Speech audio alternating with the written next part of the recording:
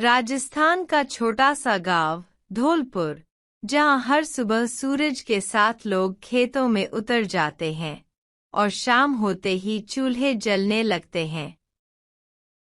वहीं रहता था चंदू, 16 साल का एक दुबला-पतला लड़का, जो अक्सर नंगे पैर खेत में पिता के साथ काम करता। उसका चेहरा साधारण था, लेकिन आंखों में एक अलग चमक थी, जैसे कुछ तलाश रही हो। गांव के सरकारी स्कूल में वह पढ़ता था, लेकिन ज्यादातर लोग उसे ढीला समझते थे। स्कूल के लड़के कहते, अबे छोड़ ना यार, तू क्या कलेक्टर बनेगा। चंदू चुप रहता, लेकिन मन में सोचता, सपना देखने के लिए बड़ा शहर थोड़ी चाहिए, सोच बड़ी होनी चाहिए। चंदू 10वीं बोर्ड में फेल हो गया। उस दिन पिता ने पहली बार उसे जोर से मारा। माँ भी चुप रही। खेत में जाते समय लोग कहते, पढ़ लिख कर क्या करेगा बेटा, हल चलाना सीख। उसी रात चंदू अकेले बैठकर रोया। कोई नहीं था उसे दिलासा देने वाला।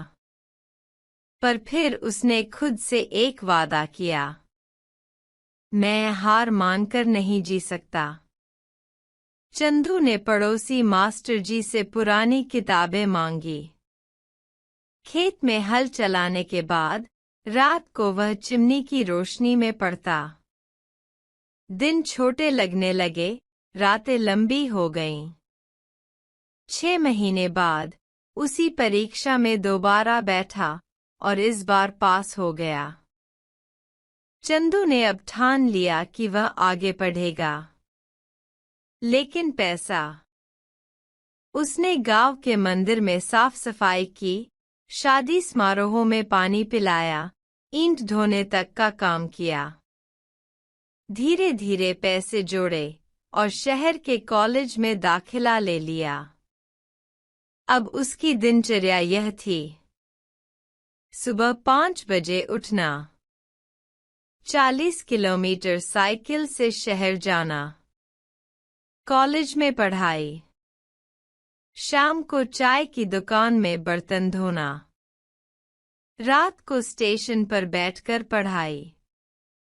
लोग अब भी हंसते थे, पगला हो गया है ये चंदू। एक दिन एक रिटायर्ड आईएएस अफसर, श्री रमेश दत्त, उस चाय की दुकान पर आए। चंदू ने उन्हें पानी दिया। अफसर ने देखा, चंदू खाली समय में एनसीईआरटी की किताब पढ़ रहा था। अफसर ने पूछा, क्यों पढ़ रहे हो ये? चंदू बोला, मैं चाहता हूं कि गांव का कोई लड़का कभी खुद को कम न समझे। मैं कलेक्टर बनना चाहता हूं ताकि बदलाव लाऊं। उस दिन के बाद अफसर उसके मार्गदर्शक बन गए। उन्हीं की मदद से चंदू को पुरानी यूपीएससी की किताबें मिली, टाइम टेबल बना और दिशा मिली। 5 साल तक चंदू ने हार नहीं मानी। कई बार भूखा रहा, बीमार पड़ा, पर पढ़ाई नहीं छोड़ी। वो दिन भी आया जब उसका आईएएस का इंटरव्यू था। गांव से उसने पहली बार सफेद शर्ट और पॉलिश किए हुए जूते पहने। इंटरव्यू में उससे पूछा गया, तुम्हें लगता है तुम इस पद के लायक हो? उसने जवाब दिया, मैं लायक बन चुका हूं, क्योंकि मैंने रास्ता खुद बनाया है। जब परिणाम आया, चंदू का नाम आईएएस लिस्ट में था। पूरे जिले में वह इकलौता चयनित था। गांव में जैसे त्योहार हो गया।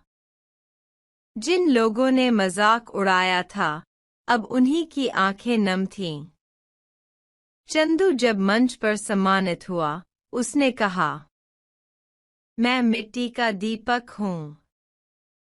लोग बुझाते रहे, लेकिन मैंने अपने अंदर की बाती को कभी बुझने नहीं दिया। हालात चाहे कितने भी कठिन हों, इरादे मजबूत हों तो रास्ता निकलता है। जो ठोकरों से सीखता है वही जीवन को जीतता है। गरीबी हार नहीं है, सोच का छोटा होना असली हार है।